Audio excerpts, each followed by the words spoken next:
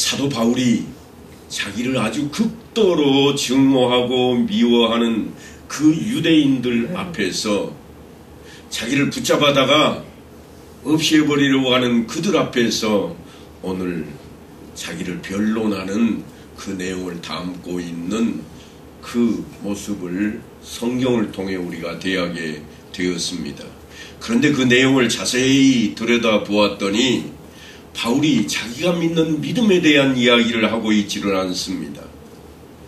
예수님이 어떤 분이신가 그 이야기도 하고 있지를 않습니다. 오히려 그런 이야기를 하는 것이 아니라 자기에게 일어났던 사건, 이런 일이 있었노라, 그 이야기만 반복해서 하고 있는 내용입니다. 우리는 이미 사도행전을 기록했던 누가가 사도 바울의 잡힘과 그 사건 속에서 복음이 무엇인가 그 설명보다는 사건들이 어떻게 펼쳐지고 있는지를 그렇게 이야기하고자 한다는 것을 지난 시간에 나누었습니다. 그럼 복음 이야기는 어딜 갔는가? 누가복음에서 이미 다 열심히 증거했다고 생각을 하는 겁니다. 그래서 이제 누가는 사도 바울이 어느 형편에 처했는가 그 자리를 유심히 들여다보기 시작합니다. 이처럼 하는 이유는 바울이 변론을 할 때에 내가 믿는 믿음으로 변론하고 있지를 않기 때문입니다. 내가 이분 때문에 지금 이렇게 이 자리에 섰노라고 이야기하고 있지를 않습니다.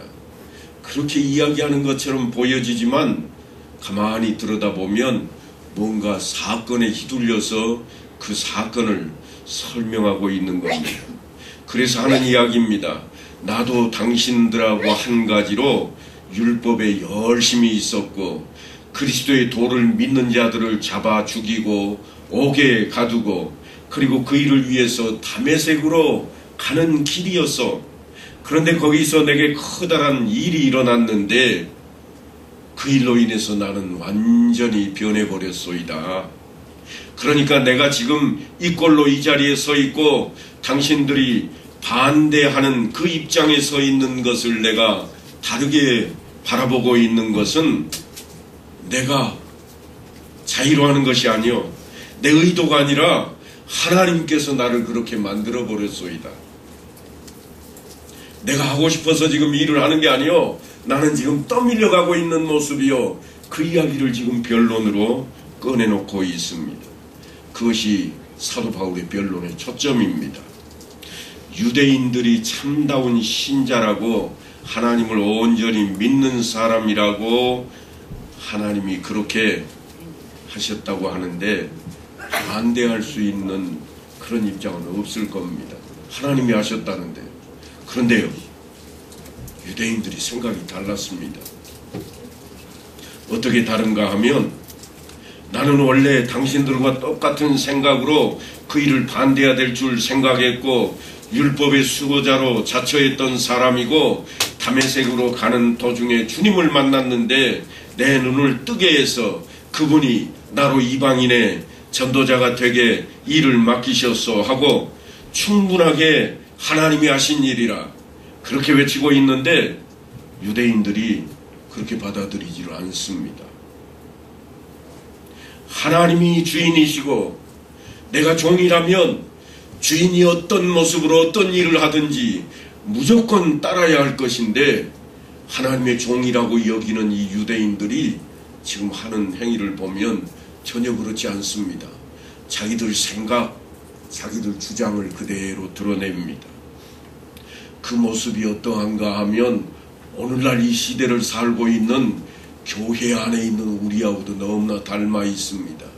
그래서 성경은 이것이 기록되어서 우리에게 들려지게 하고 우리로 하여금 깨닫게 만들고자 하는데 그 목적이 있는 겁니다. 괜히 사도 바울 이야기해가지고 우리로 야 나도 바울처럼 되고 싶다 그 자리로 이끌려고 하는 게 아닙니다. 유대인들이 어떤 모습을 띠고 있는가 하면 성경에 보니까 이렇게 기록을 해놓았습니다. 22절입니다. 이 말하는 것까지 그들이 듣다가 소리질러 이르되 이러한 자는 세상에서 없애버리자 살려둘 자가 아니라 지금 하나님께서 하시는 일이라 나는 하나님의 종이다 그렇게 외치고 있는 바울을 향해서 이놈 살려주면 안 되겠다. 왜냐하면 우리가 가지고 있는 기준에 도무지 반대하는 자라, 우리가 가지고 있는 생각에 전혀 다른 종족이라, 그래서 어떻게 해야 되겠다고 하는가 하면 죽여야 되겠다고 생각합니다. 아마도 로마의 병사들이 아니었으면 사도 바울은 그 자리에서 맞아 죽었을 겁니다. 지금 사도 바울을 반대하고 있는 유대인들의 신앙관의 가장 큰 결점이, 가장 큰 그 이유가 어디에 있는가 하면 하나님의 위치가 없어져 버렸습니다. 하나님께서 하신 일이더냐 그렇게 물어보고 있질 않습니다. 자기들 생각을 드러냅니다. 야, 우리 조건에 맞지 않아, 이 자는 죽여야 되겠어, 죽일 사람이야. 오늘날 우리도 충분히 그런 생각을 가지고 있습니다. 교회 일을 하면서 내 뜻대로 내 마음대로 하지 않는 사람은 배척해버리기 쉽습니다. 왜냐하면 내 마음에 안 드니까요. 하나님의 뜻이 무엇인가 우리는 거기에 초점이 맞춰지고, 하나님이 내 안에 먼저 계셔서 하나님께서 하시는 일이라 나는 그의 종이라, 그래서 하나님께서 하시는 일이니 무조건 나는 그대로 따르리라 하는 생각이 자리 잡아야 할 것인데, 언제부터인가 하나님은 내 마음 속에서 저 뒤쪽으로 물러가 있습니다. 언제 그 하나님이 필요한가 하면 내게 복 주실 때 필요한 분이요, 내가 어려움 당했을 때 나를 건져주실 때 필요한 분이요, 내가 싫어하는 사람, 내가 업신여기는 사람 가차없이 없애버리고 처단할 때 필요한 사람으로, 그런 분으로 하나님이 저만큼 뒤에 가 있습니다. 지금 사도 바울이 처해 있는 입장이 바로 그런 입장입니다. 하나님을 동일하게 섬기고 하나님의 백성이라고 여겼던, 하나님의 선민이라고 여겼던 유대인들이 지금 가지고 있는 생각이 뭔가 하면, 바울은 죽어도 싸다, 아니 우리가 잡아 죽여야 되겠다, 그런 입장으로 가버리고 말았습니다. 그러니까 로마 병정들이 지키고 있지 않으면 까딱없이 죽을 수밖에 없는 그런 자리에 가 있는 겁니다. 지금 사도 바울을 반대하고 있는 유대인들의 신앙관에 뭐가 사라졌는가 하면 하나님의 자리가 사라져 버렸습니다. 언제부터인지 모르지만 우리 신앙 안에서도 하나님이 서서히 자리를 잃어가기 시작합니다. 내가 하나님의 일꾼이요, 내가 그 일꾼 되어서 목사의 자리로 이 자리에 서 있는데도 불구하고 하나님의 종되었다는 생각보다는, 야, 목사가 하라고 그러는데 안 해? 마음에 안 들어. 내가 그래도 이 교회 목사가 아닌가 하는 자리에 하나님을 서서히 우리 모두가 다 같이, 너나 할 것 없습니다, 다 똑같이 하나님을 우리의 마음속 자리에서 슬그머니 밀어내버리기 시작했습니다. 하나님의 이름으로 재판한다고 나서는 유대인들이 지금 그들 안에 살아있는 게 뭔가 하면, 하나님은 사라지고 자신들의 위치, 자신들의 체면만 남아있습니다. 율법을 지켜야 될 것인데 율법을 지키지 말라고 외치고 있느냐, 너는 죽어도 싸다, 지금 그 자리로 가버렸습니다. 때로는 종교라고 하는 것이 대단히 무섭습니다. 자칫 잘못하면 신앙이 자신의 고매함을 드러내기 위해서 자기 욕심을 포장하는 그 자리로 가버릴 수가 있습니다. 내가 그래도 이만한 자리에 있는데 그 정도면 다 나를 따라야 되지 않느냐, 그렇게 돼버리기 쉽다는 이야기입니다. 이런 비슷한 예는요, 베드로에게 이미 있었던 일입니다. 베드로가 하루는 기도하는데 기도하는 중에 환상을 보게 되었습니다. 하늘로부터 보자기가 내려오는데 보니까 보자기 안에 각종 부정한 짐승들이 들어있는 보자기가 자기 앞에 펼쳐졌습니다. 그런데 하늘로부터 소리가 들려 이르기를 그걸 잡아먹으라 그럽니다. 베드로가 듣기는 분명히 하늘로부터 들리는 소리를 환상 중에 들었습니다. 그런데 베드로가 뭐라고 항변하는가 하면 주여 주라고 되어 있습니다만 사실은 하나님 그 이야기입니다. 나의 주인이여, 지금 그 이야기예요. 저는 태어나서 지금까지 부정한 것을 먹어본 적이 없을 뿐만 아니라 손도 대본 적이 없습니다. 그러니까 무슨 이야기인가 하면 하나님 명령이라도 나는 안 되겠습니다. 왜냐하면 내 기준이 있고 내 체면이 있지 무슨 말씀이요. 그러자 하늘에서 또다시 소리가 들립니다. 뭐라고 하는가 하면 하나님께서 깨끗하게 하신 것을 네가 속되다 하지 말라. 하나님께서 하시는 일이야 네가 왜 거절할 수 있는 종이냐? 종은 거절할 수 없노라. 내가 과연 주인이더냐? 그 일이 3번씩이나 베드로에게 환상으로 보여졌습니다. 베드로 같은 예수님의 수제자에게도 그런 일이 벌어졌습니다. 그러니까 오늘날 살아가고 있는 우리에게 그와 같은 일들이 벌어지는 것은요, 신기한 일도 아니에요. 내가 이만한 자리에 있다고 내가 지킬 것 다 지켰다고 내가 주장하고 나서는 내 체면 나타내는 것은 베드로에 비하면 아무것도 아닙니다. 그런데 성경이 뭐라고 그러는가 하면 하나님께서 하신 일이라. 네가 주인이냐? 지금 그렇게 말씀을 하고 있는 겁니다. 그래서 이게 무슨 뜻인가? 베드로가 곰곰이 생각했습니다. 내 상식으로는 도무지 이해가 되지 않는다. 아니 부정한 것을 어떻게 먹을 수 있나? 내가 율법으로 지켜오고 있는데 성경에 기록된 대로 나는 말씀대로 살아왔는데 아니 그걸 나더러 먹으라고 이게 무슨 뜻일까? 환상을 곰곰이 생각을 하고 있는데 어떤 사람이 찾아옵니다. 찾아와서 베드로에게 이야기를 합니다. 우리 주인이 당신을 모셔오라고 그럽디다. 우리 주인이 기도하는 중에 환상을 보았는데 천사가 나타나서 베드로 당신을 모셔오라고 그랬답니다. 당신이 여기 있는지 우리가 어떻게 알겠습니까? 우리 주인이 다 일러줬습니다. 무슨 이야기인가 하면 우리 주인이 당신이 어디 있는지 어떻게 알겠소? 누구만 알 수 있는 일이에요. 하나님만 아시고 계시는 일이라. 하나님께서 하시는 일이라 그렇게 설명을 했습니다. 그런데 그때 성령께서 베드로를 다시 또 돕습니다. 왜냐하면 베드로가 그때까지도 고개를 절레절레 흔들고 있으니까. 이방인을 만나라고 말도 안 돼. 유대인은 절대로 상종하지 않아야 될 게 이방인이야. 이게 우리의 율법이야. 내가 예수를 믿고 있지만 나는 이 율법도 가지고 있어. 그러니 내가 지켜야 되겠다고 그렇게 몸부림치고 있는 그 베드로 앞에 성령께서 이렇게 말씀을 전합니다. 두 사람이 너를 찾으니 의심하지 말고 따라가라. 그래서 베드로가 깨우칩니다. 그때서야 깨우칩니다. 베드로가 아하, 이건 하나님이 하라고 하시는 거로구나. 하나님의 명령이로구나.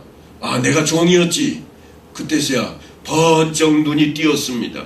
그래서 그들을 따라갑니다. 베드로가 여태껏 믿고 있던, 베드로가 여태껏 몸담고 있던 유대주의에 의하면 이방인과는 상종하거나 사귈 수가 없습니다. 그런데 하나님의 명령이기에 그가 따르게 되었습니다. 하나님을 모르고 하나님을 섬기지 않는 사람들과 사귈 수 없지만 환상을 통해서 하나님께서 보여주신 것처럼 하나님께서 깨끗하게 하신 것을 네가 속되다 할 수 있느냐?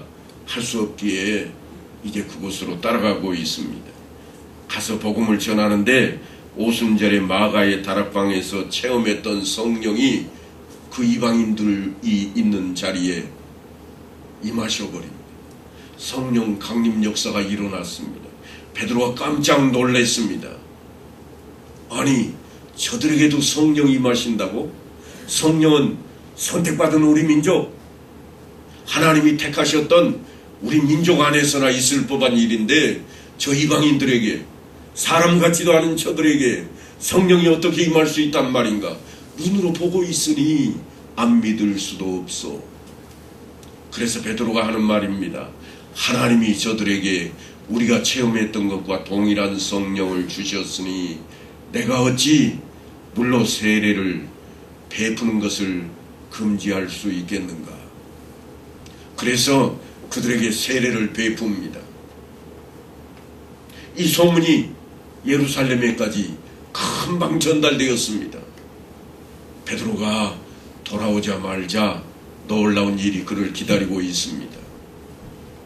그런데 세례를 물로 베푸는 것과 성령이 임하는 것은 둘 중에 어느 것이 훨씬 더 귀하고 놀라운 일인가 하면 사실은 성령이 임하신 그 자리입니다. 그래서 베드로는 예루살렘에 돌아오자마자 사실은 종교재판에 해부돼 버리고 맙니다. 교회 앞에 서게 되었습니다. 베드로 당신이 예수를 우리에게 전하고 그래도 사도된 자리에 있는 오늘날로 치자면 목사 같은 인물인데 당신이 한 일이 그게 뭐요? 당신은 지금 우리에게 재판받아 마땅합니다. 앞에 서시오. 그래서 앞에 나가 서가지고 변론하기 시작했습니다. 그래서 베드로가 자신에 대해서 변론을 할 때 두 가지로 하고 있는데 먼저 한 것이 뭔가 하면 내가 갈 마음이 있어 그 자리에 갔던 게 아니요. 환상을 통해 하나님께서 나를 보내셨소이다. 내가 가고 싶어 간 게 아니고 나도 여러분과 똑같이 알고 있는 내용대로 거기 가면 안 되는 줄 알고 있었는데 하나님이 우리 주인 아닙니까? 주인이 가라고 그러는데 내가 어떻게 안 갑니까? 이게 첫 번째 변론이었습니다. 두 번째 변론은 또 내가 세례를 내 자의로 베푼 게 아니요. 내가 세례를 베풀고 싶어서 사실 그 일을 한 게 아니라 하나님께서 먼저 저들에게 성령을 베풀어 주시는데 성령이 저들 가운데 임해버렸는데 이보다 더 큰 일이 어디 있겠어. 그래서 나는 어쩔 수 없이 이제 그 일을 하게 되었소이다. 내가 어떻게 하나님이 하시는 일을 금지할 수나 있겠습니까? 하고 변론을 했습니다. 그래서 그 결론이 그들에게 어떻게 떨어지는가 하면 야, 하나님께서 이방인에게도 구원을 얻는 복음을 허락하셨구나. 그래서 많은 유대인들이 인정을 하는 자리에 이르게 되었습니다. 납득이 되었습니다. 저들 생각으로는 사실 납득할 수 없었지만 하나님께서 하신 일이라고 하니까 그것도 베드로가 하나님이 하신 일이라 그렇게 외치고 있으니까 그들이 받아들일 수밖에 없습니다. 오늘날 우리식으로 하자면 이런 거예요. 이 있으십니까? 없으시면 가고 묻겠습니다. 가하십니까? 그래서 다 예하고 끝내버린 일이에요. 동일한 논리가 지금 바울이 외치고 있는 이 자리입니다. 바울이 지금 똑같이 이야기하고 있어요. 하나님께서 하신 일이요. 그런데요, 베드로가 그들 앞에 이야기할 때는 모두가 다 납득을 하고 가하시면 예하시오 그래서 통과까지 다 시켜놨는데 바울이 앞에 서서 변명을 하자 아무도 안 들어줍니다. 저거 죽여야 돼. 죽어도 싸. 그 자리로 몰고 가버립니다.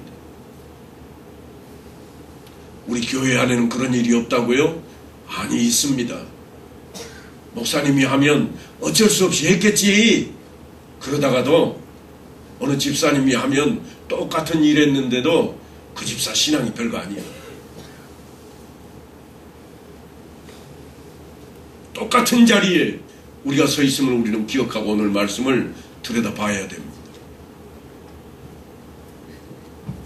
바울이 그렇게 외치고 있습니다. 나는 그럴 생각이 없었는데 내가 누굴 만났는지 아느냐? 나도 모르는 분이었다. 그런데 그 주인 되는 그분이 내게 이 일을 명령하셨다. 하나님의 권위에 대한 그 이야기를 외쳤음에도 불구하고 유대인들이 벌떼처럼 들고 일어섭니다. 기독교 신앙은 결국 하나님의 권위에 대한 신자들의 반응이라 그렇게 해야 옳을 것입니다. 그러니까 사실은 그들이 기독교 신앙을 외치고는 있으면서도 하나님의 위치를 없애버렸습니다. 하지만 바울은 그렇지 않은 자리에 지금 가고자 노력하고 있는 겁니다. 그래서 바울이 외치는 이야기가 고린도전서 1장에 가면 이렇게 되어 있습니다. 그리스도 예수 안에서 너희에게 주신 하나님의 은혜로 말미암아 내가 너희를 위하여 항상 하나님께 감사하노니.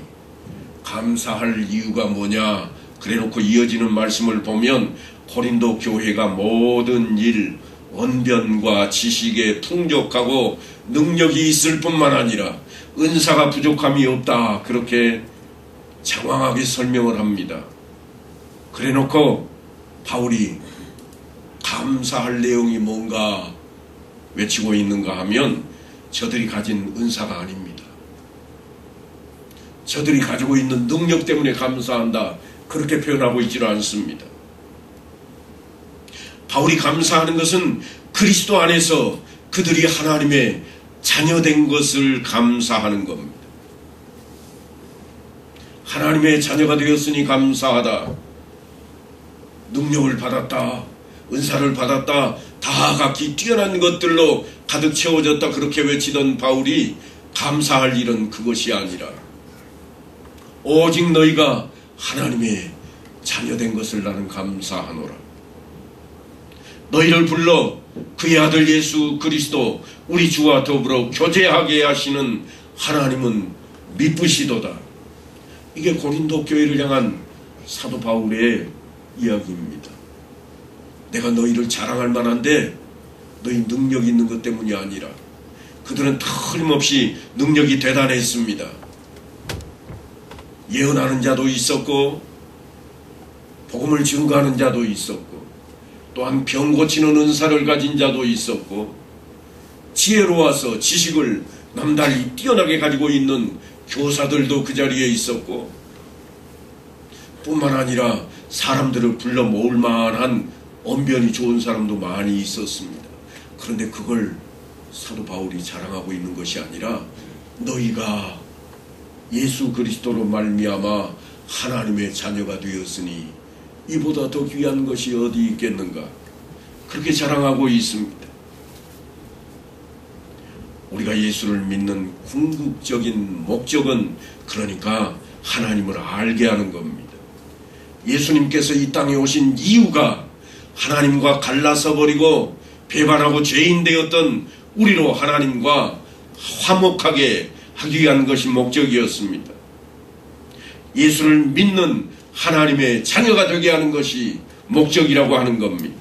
사랑하고 겸손하고 온유하고 봉사하는 그런 것들이 오히려 목적이 아니라 하나님의 자녀가 되는 것이요, 하나님을 아는 것이요, 하나님 되심을 기뻐하도록 하는 것이 먼저라는 거예요. 그게 먼저입니다. 내 잘난 것을 드러내는 것이 먼저가 아니라 교회 안에서 내가 이 일을 잘한다, 이게 먼저가 아니라 하나님의 자녀된 것이 가장 먼저입니다.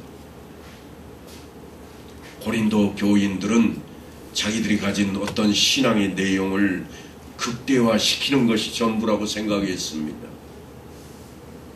그래서 예를 들자면 십자가 사건을 이렇게 생각했습니다. 예수님께서 우리를 위해 돌아가셨다. 하지만 그래도 내가 주님 보시기에 쓸만하니까 나를 위해 돌아가셨지. 그렇게 생각을 했습니다. 오해하는 겁니다. 기독교 신앙은 한마디로 표현한다면 은혜요, 믿음일 것인데 은혜라는 것은 우리에게 조건이 없다는 겁니다. 베푸는 자가 거저 값없이 선물로 주는 것을 은혜라 그럽니다. 그것을 믿는 것을 믿음이라 그럴진데 우리에게도 어떤 근거가 없어서 나도 죽어 마땅한 자요, 저 사람도 방불한데 하나님이 나를 불쌍히 여겨서 구원을 얻게 하신 것처럼 저 사람을 위해서도 하나님께서 긍휼히 여기시노라, 이것이 근거가 되어야 할 것인데 왜 십자가가 있어야 하는가 하면 그것 외에는 다른 방법이 결코 없기에 그 일이 벌어졌는데도 불구하고 우리는 생각하기를 그래도 그래도 내가 쓸만하니까, 내가 필요하니까 이 교회는 내가 아니면 무너질 거야. 이 교회는 내가 있어야 돼. 예, 있어야 됩니다. 하지만 그것이 목적이 되어버리면 안 됩니다. 예수 그리스도가 목적입니다. 하나님이 목적입니다. 내가 잘나서 내가 없으면 이 부분이 무너질 것이라, 그렇게 되면 안 돼요. 제가 이 교회에 온 지 벌써 20여 년이 됐습니다만, 이제 3, 4년 뒤면 저도 다음 때를 향해서 물려주고 떠나야 될 사람입니다. 그런데 여러분 생각해 보세요. 제가 나 잘났다, 나 아니면 안 된다 그러고 있다고 그것이 정말 그렇게 되는 건가? 아니요. 저보다 더 훨씬 훌륭한 후임자가 오셔서 여러분과 함께 새로운 세계 하나님의 나라를 향해 달려갈 겁니다. 그걸 거부하시면 안 돼요. 그런데 우리는 어디에 늘 빠져 있는가 하면 나 아니면 안 된다고 하는데 빠져 있습니다. 나만한 인물이 어디 있겠는가? 나만큼만 해보라고 그래. 그래서 내 마음에 들면 잘하는 사람, 내 마음에 안 들면 못하는 사람, 그걸로 교회 안에 다툼이 생기고 그걸로 교회 안에 파벌이 생깁니다. 고린도 교회가 그걸로 파벌이 엄청나게 강하게 생겼습니다. 겉으로 보기에는 아볼로파, 게바파, 얼마나 멋집니까? 바울파, 얼마나 열심히 있는 사람들입니까? 심지어는 그리스도파. 그러나 성경은 그것이 옳지 못하다고 우리에게 전하고 있는 겁니다. 왜 십자가가 있어야 했는가? 그것 말고는 해결할 방법이 없어서, 하나님께서조차도 해결할 방법이 없어서 십자가를 이 땅에 하나님께서 직접 오셔서 짊어지는 사건으로 마무리하셨다고 하는 겁니다. 내게 구원 얻을 다른 방법이 전혀 없어서 주님께서 십자가를 지신 겁니다. 유대인들처럼 우리도 똑같이 그런 오해를 가져서는 안 됩니다. 유대인들의 선민의식과 율법주의는 자신들이 지킬 만한 다른 민족보다 나은 것이었습니다. 쓸만해서 하나님이 자기들을 택했다고 생각을 했습니다. 하나님의 은혜를 거부하는 자리로 나가고 있습니다. 우리도 마찬가지입니다. 내가 그래도 쓸만하니까, 내가 그래도 이만큼 하니까 주님께서 나를 붙드시고 나를 통해서 일을 하시는 것이라 우리가 그렇게 착각하면 안 됩니다. 고린도 교회는 틀림없이 고린도 전후서를 쭉 훑어보면 이런 내용들을 담고 있습니다. 누가 너를 남달리 구별하였느냐? 내게 있는 것 중에 받지 아니한 것이 무엇이냐? 네가 받았은즉 어찌하여 받지 아니한 것 같이 자랑하느냐? 바울이 이렇게 이야기할 정도입니다. 네가 받지 않고 하고 있는 것이 뭐 하나 있느냐? 네가 병 고치는 은사가 있다고? 원래부터 네가 그랬느냐? 하나님이 네게 주신 거 아닙니까?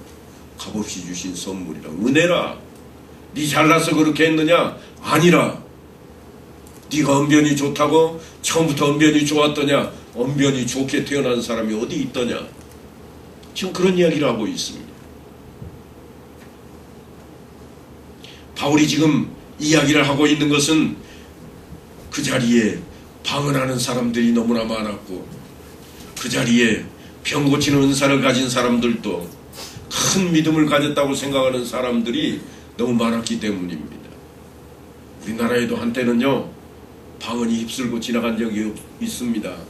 방언을 못하는 사람은 믿음도 없는 사람, 그렇게 취급받았던 적이 있습니다. 그러나 오늘날 동일하게 생각을 가지고 있는 사람들은 극소수에 불과합니다. 왜냐하면 성경이 우리에게 그걸 요구하고 있지 않기 때문입니다. 지금 이 자리에 우리가 나와 앉아 있는 것도 사실은 하나님께서 우리를 불쌍히 여기시고 인도하심 때문입니다. 그래도 내가 시간 내고 내가 다짐을 하고 작심하고 나왔는데 무슨 소린가? 아니요, 내 마음 안에 예수 그리스도의 마음을 품게 하시니가 하나님이십니다. 하나님께서 거저 주시는 은혜입니다. 그래서 우리가 흔히 듣는 이야기가 그런 거잖아요. 나는 예수 믿는 사람은 좀 나은 줄 알고 교회 갔더니 똑같대. 예, 똑같습니다. 다르지 않습니다. 똑같은 사람들 가운데 하나님으로부터 은혜를 입은 사람만이 이 자리에 나와 있는 겁니다. 은혜는 값없이 주시는 선물이라 물론 안 받을 수 있습니다. 수치인 거부 안 받을 수 있어요. 그러나 안 받는 순간 그것은 선물이 될 수가 없습니다. 우리는 꼭 기억해야 됩니다.